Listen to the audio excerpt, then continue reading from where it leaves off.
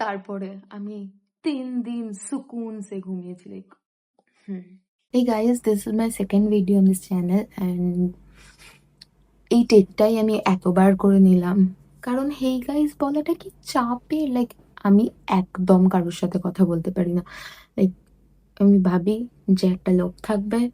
and সে আমাকে দেখার আগে আমি কিভাবে তার চোখের নিচ দিয়ে চলে যেতে পারবো লাইক যাতে সে আমাকে নোটিস না করে লাইক আমি চাই যে আমি বাড়ি থেকে বেরোনোর পরে আমায় কোনো পাথরও নোটিস না করুক লাইক টু মাচ অ্যাটেনশন তো আমি না বাইরের লোকের সাথে একদম কথা বলতে পারি না লাইক বাইরের যে কোনো স্ট্রেঞ্জার ইভেন বাড়ির লোকের সাথেও আমি বিভিন্ন কথা বলতে পারি না এমনি তো আমি খুব মুফাট বাড়ির লোকের সাথে অবভিয়াসলি কিন্তু মাঝে মাঝে যেগুলো ইমোশনাল কথাবার্তা সেগুলো আমি বলতে পারি না আর বাইরের মানুষের সাথে তো আমি কোনো কথাই বলতে পারি না লাইক আমি বাসে চাপি অ্যান্ড বাস থেকে যখন নামি তো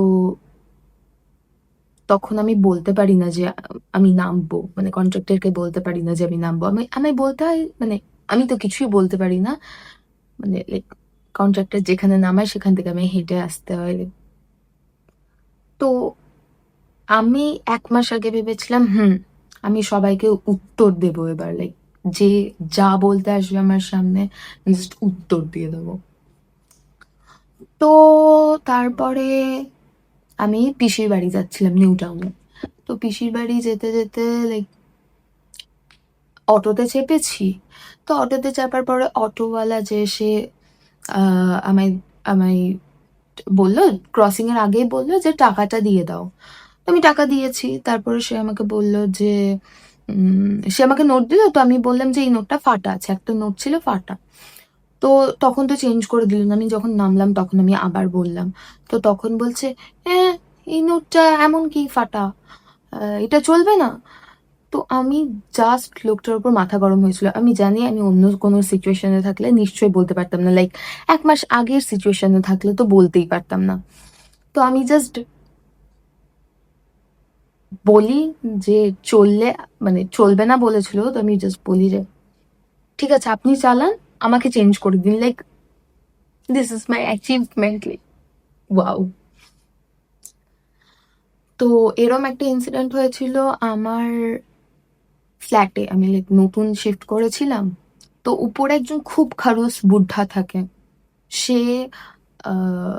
মানে বিভিন্ন কিছু নিয়ে ঝামেলা করে লাইক আমরা ডাস্টবিনটা গেটের বাইরে রাখি সেটা নিয়েও ঝামেলা করে একদিন হচ্ছে ডাস্টবিনের ভেতরে ইঁদুর ঢুকে গিয়ে চারিদিকে ময়লা ফেলে দিস ঠিক আছে ওটা তো তাও ঝামেলা করার মতন বিষয় যাই হোক তো তারপরে একদিন ওই লোকটা আসে এসে বলে যে তোমরা কি পাম্প চালিয়েছো পাম্পের জল সমস্তটা পড়ছে তো আমি আমার রুমমেট কেউই পাম্প চালাইনি আমি বললাম যে না আমরা তো পাম্প চালাইনি তখন ওই জাস্ট গ্রাউন্ড ফ্লোর আর ফার্স্ট ফ্লোরের মাঝের সিঁড়ির মাঝে দাঁড়িয়ে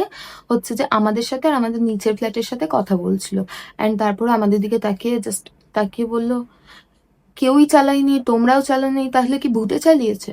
অ্যান্ড আমার খুব মাথা গরম হয়েছিল আমি কেন পাম্প চালিয়েছি কিনা সেটা নিয়ে মিথ্যে কথা বলবো লাইক যদি জল আমি যদি ভুলে গেছি অ্যান্ড জল পড়েও গেছে আমি অ্যাকসেপ্ট করবো এই ছোট বিষয়টা আমি অ্যাকসেপ্ট করবো অবভিয়াসলি আমার রুমমেটও সেম তো